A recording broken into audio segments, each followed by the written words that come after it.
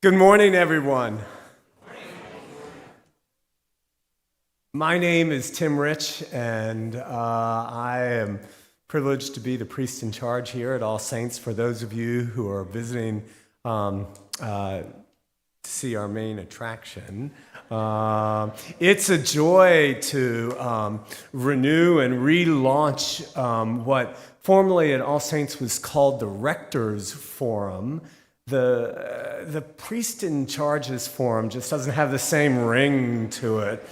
We're just going to call this the forum, and today is the first of what will be a renewal of these offerings. You'll hear more. Yeah, we're delighted to be able to say that.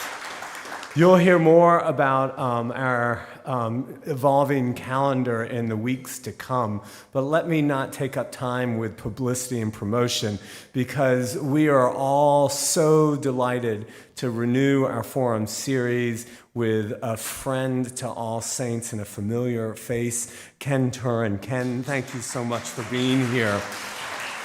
I want to welcome Ken as well as his wife, Patty. That's all. I'll keep you under wraps back there, but she's back there. Listen, if perhaps you've stumbled in here for the very first time, let me just do a quick introduction to say that Ken is an American film critic, author, and lecturer in the Master of Professional Writing program at the University of Southern California. He started his professional career in the 1970s. Before becoming a film critic, he was a staff writer for the Washington Post. And in between, he was a sports writer, and then in '76 became a feature writer. He became film critic for the Los Angeles Times in 1991. In 1993, he was named the director of the Los Angeles Times Book Prizes. He's worked for NPR covering the Cannes Film Festival and their morning edition as film critic. There's more to say, but we're going to let him say it. He was the film critic for the Los Angeles Times from 91 to 2020 and was described by The Hollywood Reporter as arguably the most widely read film critic in the town, most associated with making movies. Did you know they said that about you? What a compliment. He retired from the Times in 2020, but fortunately, he has not retired from being with us, and so we're going to hear from him for a little bit, and then we're going to welcome your questions, and we'll run with microphones for that. And just so you know, we do need to conclude this at 9:45.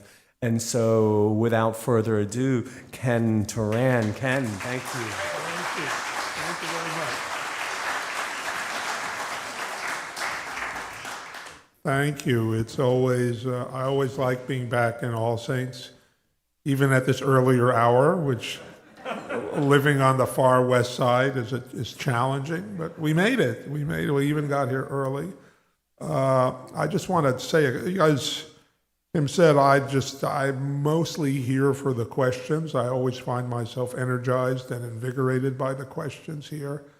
But I just want to say a couple of things first. First of all, if you're wondering what I've been doing in the 4 years since I left the Times, I have a new book out. It's for sale in the corner there, and I will sign it afterwards if anyone is so inclined. It's a joint biography of two men from Hollywood history, Louis B. Mayer and Irving Thalberg. They really, not only were they the key people in the making MGM the leading studio of Hollywood's golden age, they are two of the real founding fathers of the movie business, helped create the movie business that still exists today, maybe on its last legs, but it's still hanging in there. And I just found them to be fascinating people, a very unusual relationship between them. So I won't say any more about it. People seem to be enjoying it, so I think you'll enjoy it too. And like I say, I'm happy to sign it. And I just want to say a couple of words about the Oscars. I mean, it's tonight. I mean, my God, the Oscars are breathing down our necks, like it or not. It's been an unusual year in that it's really hard. I mean, they kind of say this every year, but it's really true this year. It's hard to pick a favorite. because a lot of films have won, they're stepping stones to the Oscars, and different films have won them. Sometimes one film wins all the stepping stones and it's pretty much of a done deal. But the one I think, well, there are two films. One of the things that's interesting about the Academy is that its nature has changed. It used to be really full of old guard people with a few younger people. And now not only have they made a concerted push to bring in younger people, a more diverse group of younger people, and also a lot of people who don't live in the United States. There's a lot of membership overseas. So I think one of the things that's going to play out tonight is that each side has a favorite. This is not official, but this is the way it looks to me. The younger contingent, the foreign contingent, they are. It doesn't mean that only they will vote for this. A lot of older people like this film too, but Anora is probably the favorite for that group. It's an American independent film. It's just kind of a profane fairy tale about an exotic dancer who falls in love with the son of a Russian oligarch, and there's this kind of comic chaos ensues. And the more conventional film, which had won some, I forget what it won, I think it won the SAG Ensemble Award, which is a big award, is Conclave, which is a very well done film, excellent film, much more of a conventional old school Hollywood film. So it's likely that one of those two will win, but the Academy has this very peculiar voting system for Best Picture. I think it's called Preferred Choice. It's one of those, I've read explanations of it probably a dozen times and it doesn't stick with me, but it means sometimes unusual films end up winning. Sometimes the film that people don't dislike ends up winning because of the way that thing works. I just want to put in a plug for the film that I really enjoy, which is called The Brutalist. I don't know if people have seen it. It's very long. It's it has a built-in intermission. The thing that says intermission in big letters. It's very much that kind of a film. It's a film of large scale, even though it didn't cost a lot of money. It's a very ambitious film. It's not perfect. There are flaws with it. First part is better than the second part, but still, you don't see films with that kind of ambition very much. So that's one I'm rooting for. The only other race I want to talk about is the Best Actress race. It'll be a very interesting race. It's a race that gives you insight into kind of how the Academy works, how this kind of plays out. The person who's considered, and especially for the first part, when the Golden Globes happened, was Demi Moore. Demi Moore is in a film called Substance.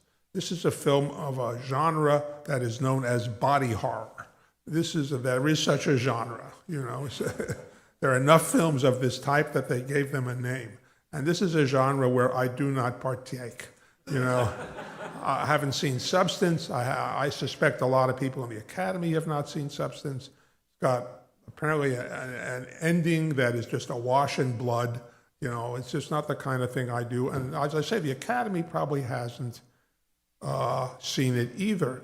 But Demi Moore won the Golden Globe, and she gave a very moving speech talking about how, she's toiled in the vineyards for many years and she's never gotten recognition, and it means so much to her to get recognized. And people loved the speech.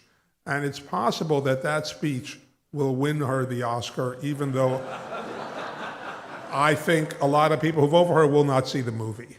But the person I'm a partisan of who might win, and this is, again, one of the things that happens with the Academy is that sometimes the last film voters see is the one they vote for. And there's a film that has been coming up also because of a win at the Golden Globes. The film is called, I'm blanking out on the name, but We're Still Here. That's what it is. I'm Still Here. And this is just a film that's it's a deceptive film in the sense when you hear about it, you feel, because you have, you feel like this sounds familiar. I've seen films like this. You know, it's about a woman in Brazil where the film is made, happily married, happy family, and her husband gets disappeared by the military regime that's ruling the country. And this is about how she responds. And again, we've all seen something like this before on film, but there's something about the way this film is made that's really extraordinary. I have not met a person who has not liked it. People who like body horror like it, people who don't like body horror like it. And again, she won a Golden Globe and she gave a good speech, and that made people see it who hadn't seen it already. And it's possible that she will win Best Actress. It's possible that she will beat Demi Moore. So that's a really interesting race. So I think I've said enough, especially since we have to end in a finite amount of time. Oh, and I will, if people are interested in my book, it's for sale in the corner. And I will, as I said, I will sign it. I will stay here no matter how long it takes. You know, I'll filibuster. But, you know, again, as I said, I love the questions here, so I am here. This is the moment. This is the question time. So Yeah. raise your hand. Oops, Let me oh. come to you since people are watching from home and give you a microphone. Hi. I wonder whether you'd seen any of the short nominees as well. I have not seen the short films. It's paradoxically, they used to be difficult to see, and I would make a real effort to see them, and now they're easier to see, and I just don't seem to do it. So I wish I could offer you some advice. Okay, my wife and I made a comment to each other. We'd seen locally, they've distributed the animations and the live action. Yeah. Those are interesting. And then yesterday, we saw Glendale Lamley, the documentaries. We were blown away. Yeah, I hear they're Every quite entry. good. No. So to make that's a No, comment. no, on it's a my good part. point. I mean, they're worth seeing, you know, and they're in theaters, and they will probably start to stream. They're worth searching out. I would agree. Yeah. Whoops. No Other Land's going to win the documentary. Well, I think No Other Land probably will win the documentary award. No Other Land is a very interesting film. There are two things about it which in an ordinary universe would be contradictory. It is the most written about, most acclaimed of the year's documentaries. It's won almost every critic award. Everyone loves it. It does not have an American distributor. Even though this is clearly a film that for a documentary, you know, would be widely seen. It's a documentary on, you know, the situation on the West Bank. It's made by an Israeli documentarian and a Palestinian documentarian. It's very honest, it's very emotional, but it's a very controversial subject. At least distributors feel it's a controversial subject, so they are started to distribute it themselves. I think it may be in theaters now, but the filmmakers just did it themselves because no one would take it, which is kind of depressing because it's a terrific film. So I think it'll win because it's that good a film, and I think it'll win because people are irritated that it's hard, you know, that it hasn't gotten what it should get. It should have a full distribution. So I think that will push it over the top. Hi. Early on, it seemed like Amelia Perez had a lot of buzz. And then some controversy came up around the movie, and I just wondered if you had any thoughts about the controversy about Amelia Perez. Well, you know, these things are almost like the weather. You know, everyone talks about the weather, but there's nothing you can do about it. These controversies just erupt, you know. What happened, there is a trans woman who was one of the key characters in the film, and she was nominated for Best Actress. And then what happens today is that intrepid reporters dig into people's past posts, and they found posts that she had posted years ago that were, you know, inflammatory. I can't remember what they were, but everyone got angry at her, and then other things. The whole film got mired in in different kinds of controversy. And there are some kinds of controversy, like the one with No One's Land, which I think, or No Other Land, that's what it's called, No Other Land. Some kinds of controversy help a film with the Academy. Some kinds of controversy do not. And this film was considered, she was a possibility for Best Actress, and the film was a possibility for Best Foreign Language Film. And because of this brewing, roiling controversy, their chances diminished. And so, still might win Best Foreign Language, but, everything else may, and Zoe Saldana might win for Best Supporting Actress. But, the controversy has hurt that film, for sure. You made your illustrious career at the LA Times, and since you started film criticism there, our way we see films has changed radically, and social media that people consume has changed radically. Your most qualified successor at the LA Times was Justin Chang, I believe, and he's disembarked to the New Yorker. Do you think there's a future for a film critic at the LA Times? And what do you think is the future for film criticism in this new world that we live in today? Well, that's a good question, but all good questions. I mean, the person who succeeded Justin is a woman named Amy Nicholson, and I think she's a really good critic. So I think we're fortunate as livers in Los Angeles to have her do the job. And I think as long as the LA Times exists, they will have a film critic. I don't know the future. What was the last part? What do you think the future of film criticism is in this changed social media? Yeah. I think there's always a place for film. I mean, film criticism exists because the audience wants it. People want to know what a critic, hopefully someone with knowledge and taste, thinks about a film. They just want someone to bounce, either to hear about a film from or bounce their own ideas off of. And I don't think that's going to change. I mean, that's why critics are still around. I think that people like reading them. They don't necessarily listen to them or read them all the time, but I think if people had a vote and said, should there be film critics or not, I think people would want them. So, I mean, how they'll get paid is another issue.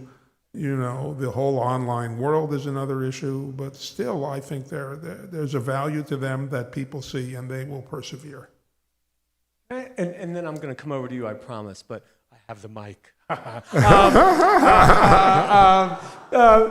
May I ask a question, which is, with your years of experience as a film critic, is there a lens, no pun intended, a lens through which you view films that maybe you could describe for us to help sharpen our own viewing of films? Or is it you've just seen millions more than we have? Yeah, I mean, it helps to have seen a lot of films, I tell you, I could tell you what I do. I mean, the way I look at film, and I found that I was doing this automatically. It's not that I changed the way I look at films when I became a critic. I became a critic because of the way I was looking at films. That happened first. I'm always, I'm trying to answer three questions. Number one, again, I try and know as little about a film ahead of time as possible because that just confuses things. I try and figure out what the film's aim is. I try and figure out, is it achieving its aim? And if it is or it isn't, I try and figure out why. And that's and that happens all automatically, But I'm just trying to, I want a film to be the best version of itself. That's what I'm looking for. And different films have different selves, I'm not expecting a drama to make me laugh or a comedy to make me think thoughts. I think deep thoughts. I'm looking for the film to be itself, the best version of itself. That's really helpful. Okay. Except for the body horror genre. Well, I will say I was appalled on Nora, and it just seems to me so sort of. I didn't realize the critics apparently say it was a comedy. I didn't realize it was a comedy. Yeah. And is the microphone working? Hold it closer. Oh. Anyway, I said I was appalled at Nora, and I thought it was just incredibly crude, incredibly sort of gross. And I can't quite imagine how this compares with the movies of yesteryear, when movies were sort of the normal kind of thing. Yeah. Well, it's So different. I'm just wondering what in the world you thought of it, and when you apply your standards to it. Yeah. I would think you'd consider whether its aim or its purpose, whatever you said the main thing was, its focus, whether it was really a worthwhile focus or a decent focus or something like that, as opposed to a weird one, Yeah. like Honora. I mean, one of the things that happened to me, I mean, this is something I've always telling people, don't let this happen to you, and I let it happen to me. I couldn't help it. I was overhyped on Honora, by which I mean, film opened in Cannes, which I don't, thank God I don't go to anymore, and everyone loved it, and I'm reading all these raves about it, and, you know, they continued when it started screening in this country, and by the time I saw it, it wasn't as good as all those raves had led me to believe. But I did not have as negative. I just thought it was okay. I wasn't, you know, it's a modern film. I mean, people like Ernst Lubitsch, you know, they were more subtle. But it is what it is, you know. You can't change the culture. So, yeah, again, I thought Honora was okay. No. It's not body horror, so if it's not body horror, I give it a pass. If there's not flowing blood, I'm okay. Hi, I'm thinking of a film I saw earlier this year that didn't get any nominations, and two films that you referred to today that were nominated reminded me of it. One is The Brutalist, which was filmed over a period of 10 years for $10 million. Gorgeous movie, great story, and then the media campaign against Amelia Perez. So I'm thinking of Megalopolis, Coppola's film that came out in the fall, I think. He made that he was thinking of that for 50 years, I think. Yeah. Made it with his own money. A gorgeous film, great story, great performances, but it had a really brutal, the media hated it and ridiculed it, and nobody saw it, and it should have been nominated for something. Yeah. Just the look of it was unbelievable. Yeah. I have to confess I have not seen Megalopolis. It's sometimes now that I don't have that job, things just get by me, you know, and I wanted to see that. But I saw clips from it. Obviously, I read a lot about it. I'm familiar with it. Actually, you know, the critical response was kind of mixed. There are some critics who really thought it was great, but a lot of people didn't. And the audiences didn't embrace it. You know, sometimes audiences are not necessarily led by critics, you know, but there was something about that film that people didn't want to see. I would have thought, the look of it sounded amazing. I would have thought that that would have gotten some nominations, but now that I think of it, you know, there was no campaign for it. I don't remember any ads for it. Yeah, he probably ran out of money. He would have to do it himself, and he probably figured it wasn't worth it. But I'm glad you mentioned it, because it reminds me that I need to see it, because it's clearly a significant film, you know, win, lose, or draw, and I'm curious what it's like. Hello, good morning. I heard that Adrian Brody had used AI technology to enhance voice in the movie. As far as the controversy with AI being used in the movie, what's your thoughts about that, and how do you think it's going to affect the future of the industry? Well, the answer to that question is unknown. I mean, it's how AI will affect the future. I mean, a lot of the guilds are upset by it. They're trying to ban its use. I think what Adrian Brody did is have his Hungarian pronunciation corrected, which seems like a fairly, I mean, I'm not a zealot. I mean, there are things that I thought that using that to have the pronunciation be more correct didn't upset me.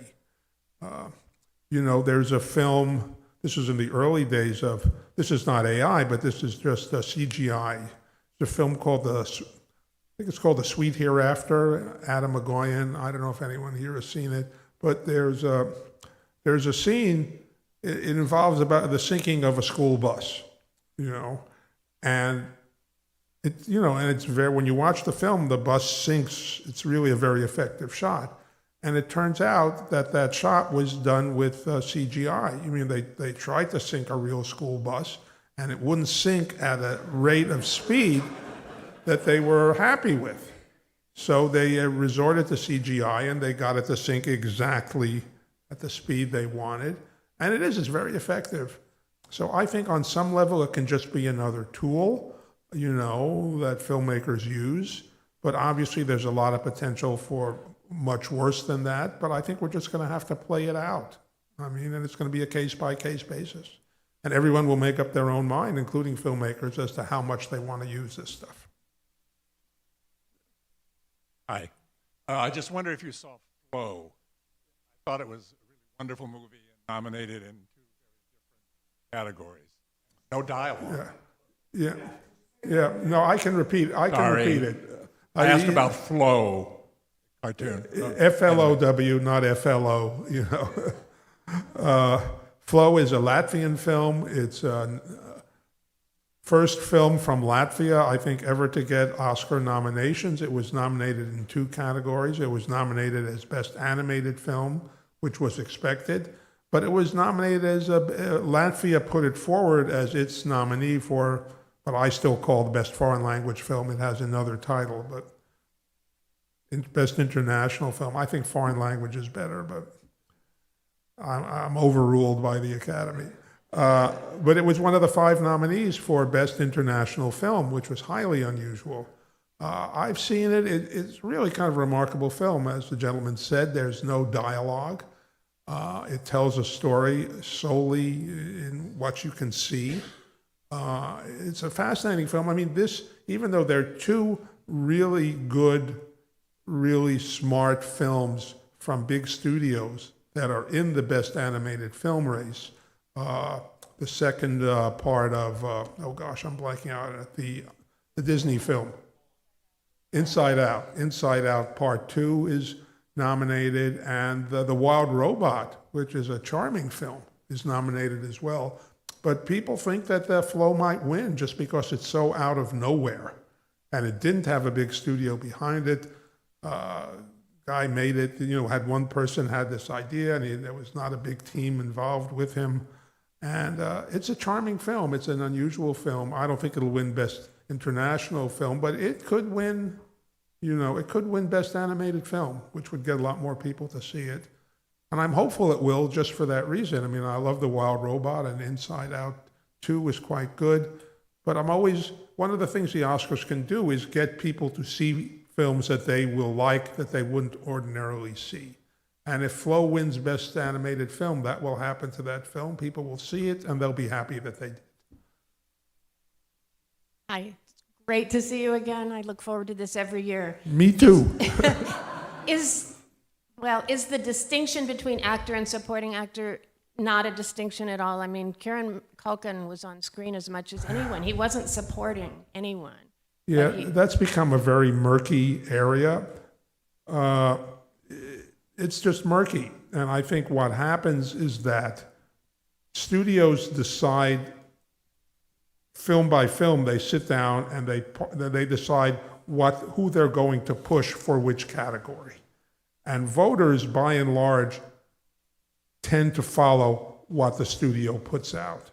And why they made Kieran Culkin Best Supporting, maybe they thought he'd have a better chance to win in that category, but that was their choice for their own interior reasons. And voters tend to follow what the studio decides. They don't have to. People could vote for him for Best Actor, and I'm sure some people do. But usually voters let the studios decide which category is which.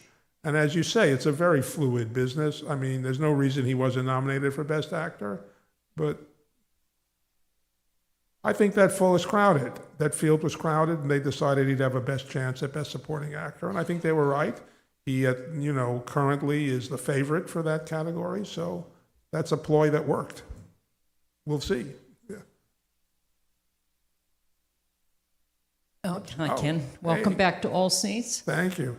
I wanted to discuss audience behavior with you. You and I grew up, I think we're this close to the same age. We went to the theater every single week. It was as sacred as going to church almost. Or, well, they did have popcorn. But what is it going to take to get audiences back in the theater? It seemed like The Brutalist was one film that had to be seen in the theater, that large scale, but people don't seem to be going back to the theater. Well, that's half true. Big blockbuster films, even films like Inside Out Part 2, big films are back. They are making as much money as they made pre-pandemic.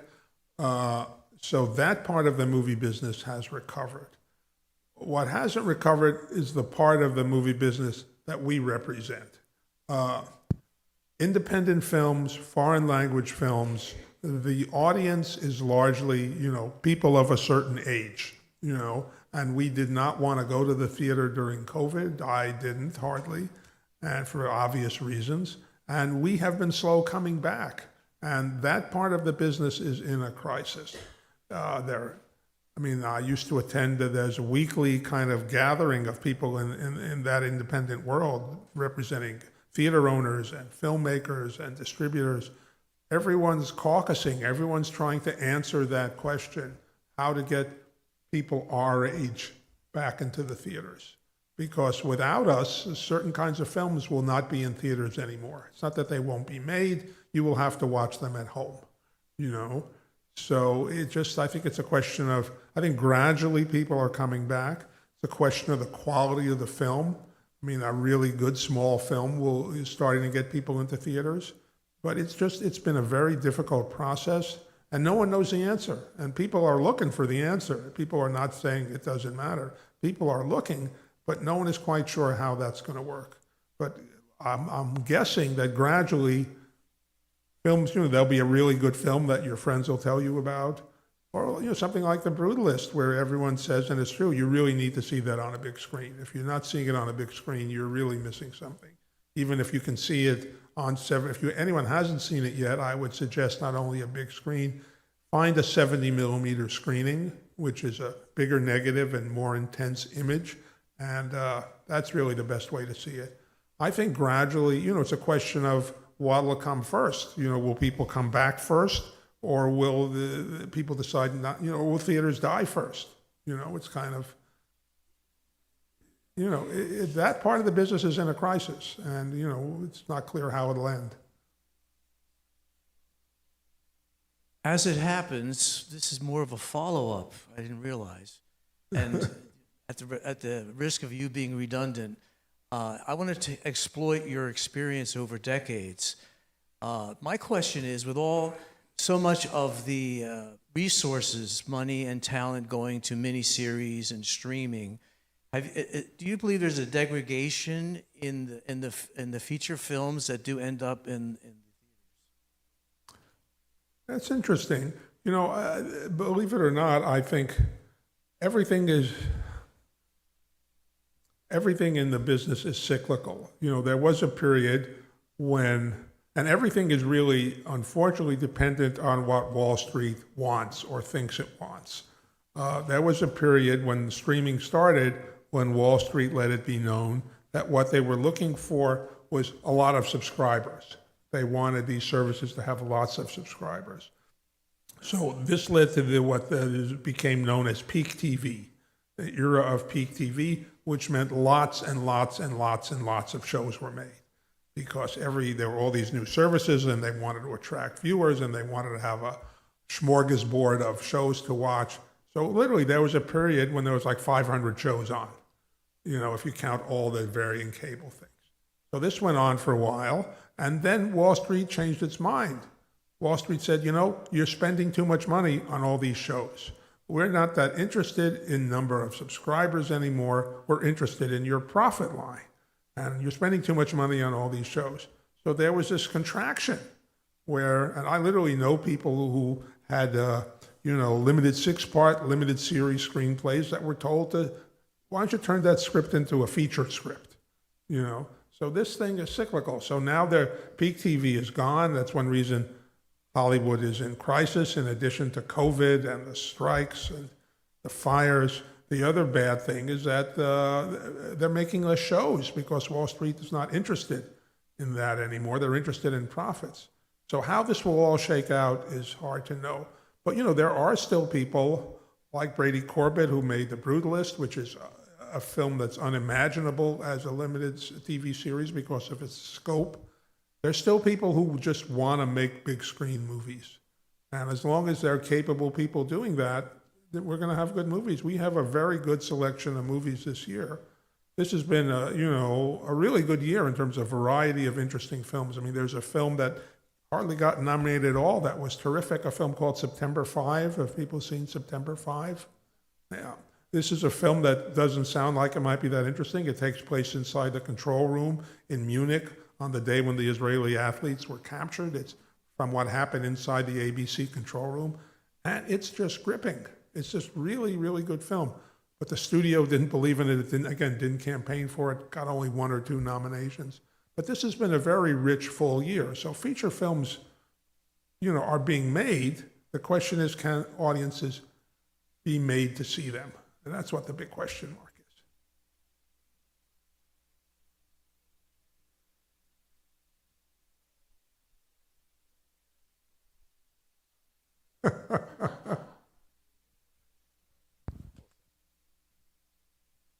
Anyway, thanks for being on NPR. Well, And thank you. as I well love being there. Well, it's a little late. I mean, it's 40 years, I think, that you were in. And I'm very glad you're here today for All Saints, because I have a question about our own behavior and appreciation of understanding films that are really controversial and difficult. I'm thinking of I'm Still Here from the point of view of a family who's dealing with a husband who's disappeared. Yeah. And you may have already spoken about that, but it touched me quite deeply. I go to the Laemmle Theater in Claremont as much as I can to go to the point of the business of what's going to be in the film industry in the future. Because if we don't go to the films and don't pay our entrance fees, out of the question. Yeah, it's very simple. Very simple. But this film is a difficult film. Yeah. And it was about a political tyranny of military state that was taking away a leader of a family and how that family coped with it. I was very touched by that film. And I think it's in the running for some awards. And what do you think of that? Oh, you're correct. I did touch on the film earlier. It is, I'm a big fan of the film, and I think it might, it could win Best International Film, or Fernanda Torres could win Best Actress. It's a film that people are very much liking. I mean, it's an interesting film to see because it's very good in very simple ways. It's the opposite of The Brutalist in some ways, which is very much big. And this is an intimate family story. We've seen so many family stories, but we don't always see them done with this amount of skill and this amount of discretion. So again, if people haven't seen I'm Still Here, I can recommend that really without any fear of not liking it. A Complete Unknown. Yeah, I enjoyed it. I had that was my period. I was a kid in New York while that was happening. So it was very nice to see this very careful recreation of it. I enjoyed it. I think Timothée Chalamet did a good job. I mean, I just liked it. You know what I mean? He's a director I've always liked, James Mangold. He makes really good, solid, entertaining, smart films. Ford versus Ferrari, if people haven't seen it, is another one of his films. I think he's an excellent director, and the Academy seems to like it. It's just a question mark what it'll win. We've got about 4 minutes left. Go ahead. Hi, Ken. Wanted to see if you could speak to the category of Best Documentary. No Other Land is, from many other critics, sort of the odds-on favorite to win, and yet it doesn't even have a distributor, and I'd like to see what your thought is on the politics of that. But then also the other film that I'm interested in is Prelude to a Coup d'etat, and I wondered if you wanted to speak to that as well. Which one? Prelude to a Coup. Prelude to a Coup. Oh, yeah. We actually heard about No Other Land Sorry. earlier. That's okay. Sorry. But in the interest of time, how about, can you speak to the The second one, doc? yeah, I think the title is, it's a complicated title, A Soundtrack to a Coup d'etat. Sorry, yes. Yeah, that's a fascinating film. I liked it very much. It's a very kind of high energy, very thought out film that has to do with American foreign policy in Africa, kind of combined with a look at American jazz artists going to Africa. And it's a very inventive film. It's won some awards. I think it's probably my second favorite of all the documentaries. If you're looking for something different, something intellectually stimulating, something that really is high energy, I would really recommend that. I think it's streaming at this point. I think it's gone from theaters. I bought a DVD because I wanted to own it and have it. It's called Soundtrack to a Coup d'etat. Very interesting film. So we're going to wrap up as I walk up. One film that we maybe have not heard of that you want to tell us about and get us to watch. Oh gosh, that's a good question. I've mentioned some of them already. Let me see if there's anything else that really. Well, I want to put in a word for, even though it doesn't fit that category, but A Real Pain, which was brought up in terms of the Kieran Culkin acting. This is a film by Jesse Eisenberg, who's in it as well. And the reason, one of the great things in it, and the reason Kieran Culkin is likely to win, I mean, he plays a character that's very hard to play. He plays a character that you both care about and can't stand. You know, and he makes both halves convincing. Usually when people play characters like that, they're kind of leaning to one side or the other. He is split down the middle as this person. Very hard to play that. And he does it. That's why he's likely to win. And I think, if people haven't seen it, I think that's one I'd like to give a push to. Friends, again, let's welcome Ken. It's so good to have you here. Thank you.